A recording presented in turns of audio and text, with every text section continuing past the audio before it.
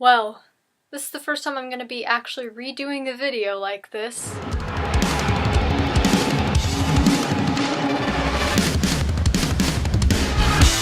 Hey guys, welcome back to another video. Today I'm going to be doing a top 10 list. This list is for Slipknot, which is why I have a Slipknot shirt on right now.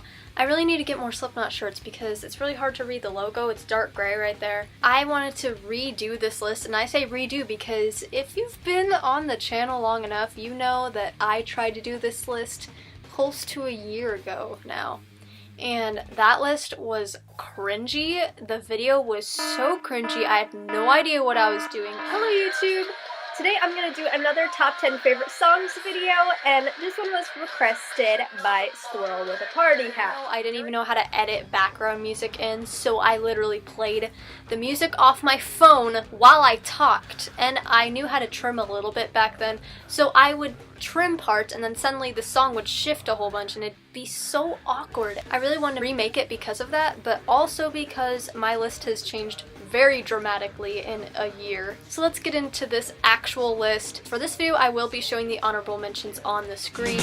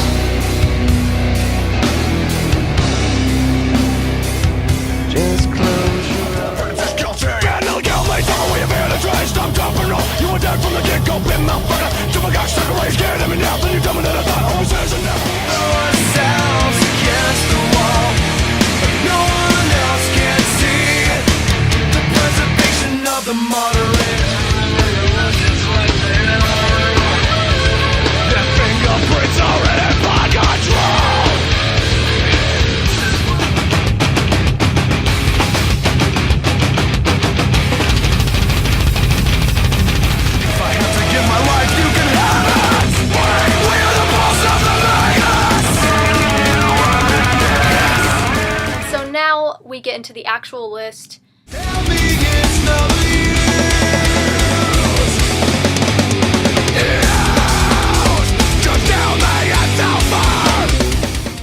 Let's get into the list with my number 10 pick, which is AOV from the Grey Chapter. And the title stands for Approaching Original Violence, which Corey says in the song quite a few times actually. This song has one of the best main guitar riffs in a Slipknot song in my opinion. It's kind of simple, you know, but it's so catchy and it's a little repetitive, but I kind of like it because of that. It's just got great guitars to it overall, you know. I love how the verse is structured especially. I actually like the verse a little more than the chorus. The chorus is good too though, I like the cleans in there.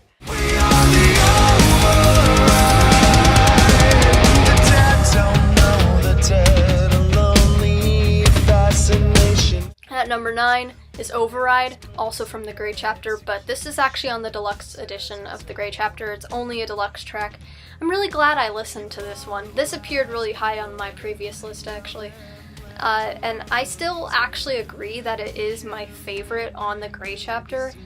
I mean, it's so underrated. I get why it is, you know, because it wasn't actually released on the standard edition, but I really wish it was, honestly. I mean, this song is a little bit softer, I guess you could say, but it's got this feeling of apocalypse.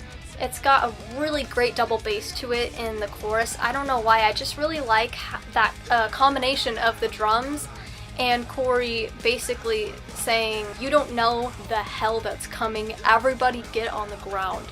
It's an amazing song, and it's very dark, but at the same time very melodic.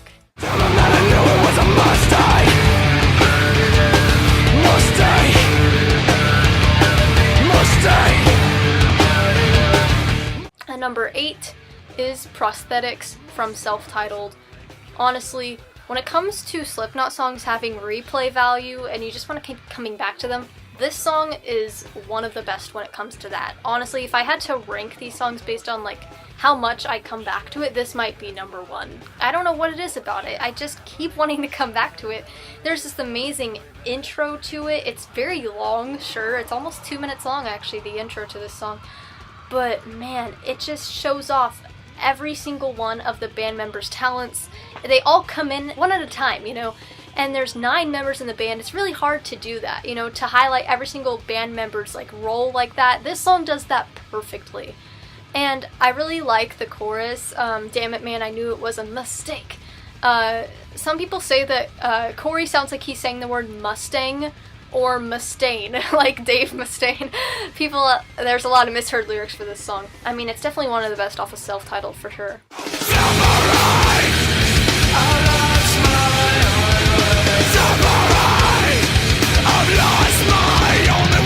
At number 7 is The Shape from Iowa. The main guitar riff is probably the best thing about this song. When it comes to frequency, it utilizes both high and lows, I think, and I think it sounds very balanced because of that. I really enjoy the chorus too. That's probably my favorite thing. I love how there's that big chant, separate! And then Corey is doing the clean singing in the rest of the chorus. It's really cool. I love how it mellows back down to the second verse. It has this perfect transition with the drums. It just leads back into there perfectly. And man, I mean, I just love everything about this song so much. I don't know how I didn't include it in my other list. I guess I just forgot about it. I don't really know how I forgot about it, to be honest. My home was vanished long ago. It took me down the boat to let you go.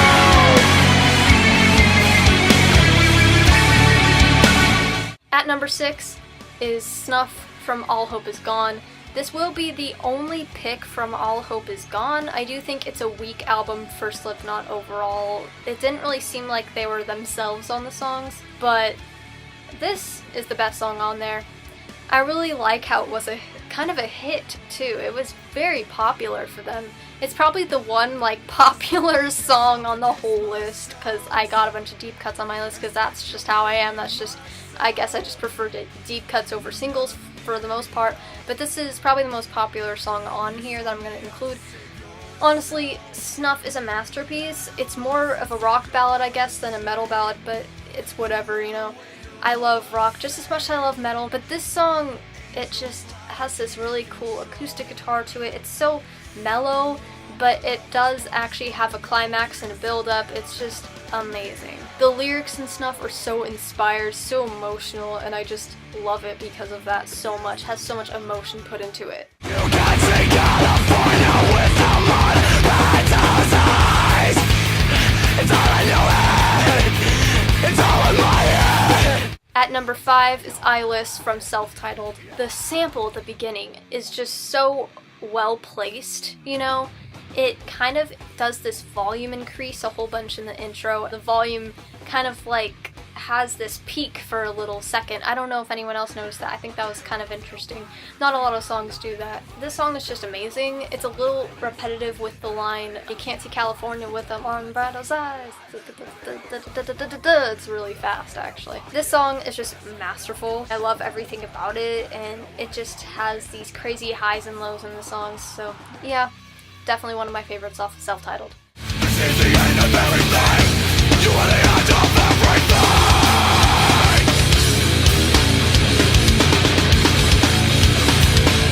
At number 4 is Everything Ends from Iowa.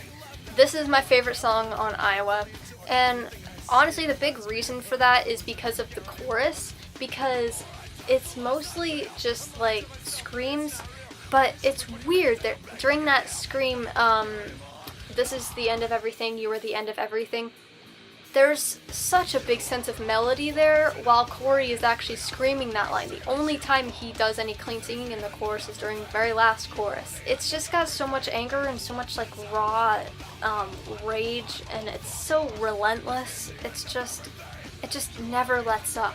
It's just so intense, and I love it because of that.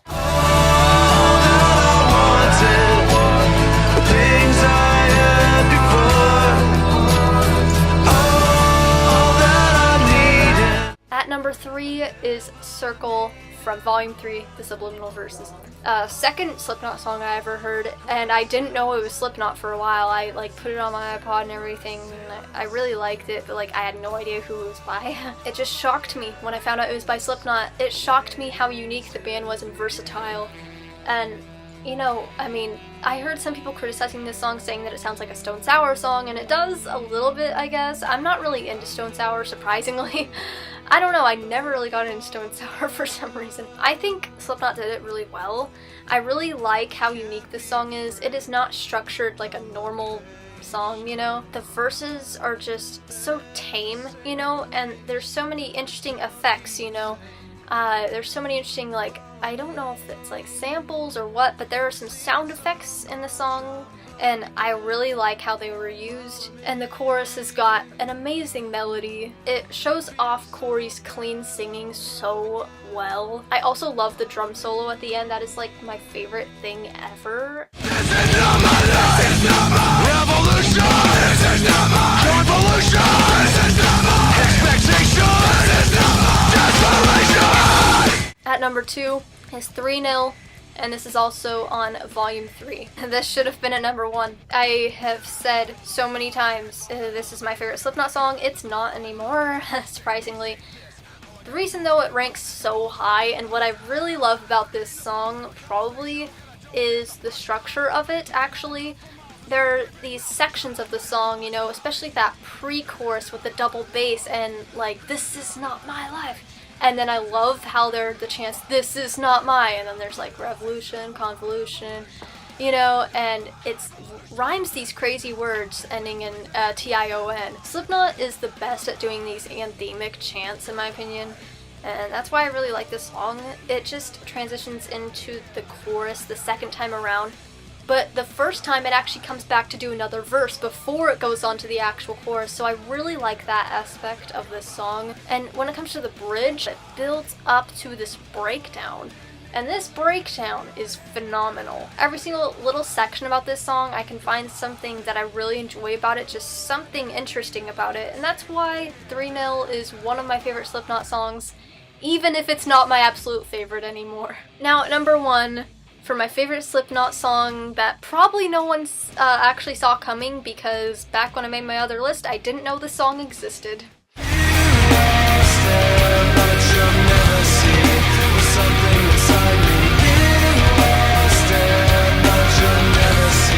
And it is Purity from Self-Titled, actually. Another self-titled pick. The reason I didn't know what it was is because this album was actually released in summer 1999, and that version had the interlude Frail Limb Nursery, and then the song that came after, Purity. The reason I love this song so much, and the reason it really like quickly just came up to my number 1 pick, is mostly because, again, its structure is very unique. There are these really cool drums in the song. It almost kind of sounds offbeat on first listen, but I don't think it is. There are these kind of like, what do you call them, like polyrhythms? I'm not sure if I'm pronouncing that right. When it comes to dividing rhythms, you know, it's just kind of like unique divisions of the rhythms and like crazy drum stuff that I don't know what I'm talking about. The verses are so quiet. There's almost nothing going on besides that very strange drumming and Corey with not even singing or screaming. I don't even know what to call it. It's more like rapping a little bit. The chorus doesn't come for a while. It doesn't come until the 2-minute mark, but it pays off so much. It's such a huge payoff, such a huge build up to the best part of any Slipknot song in my opinion.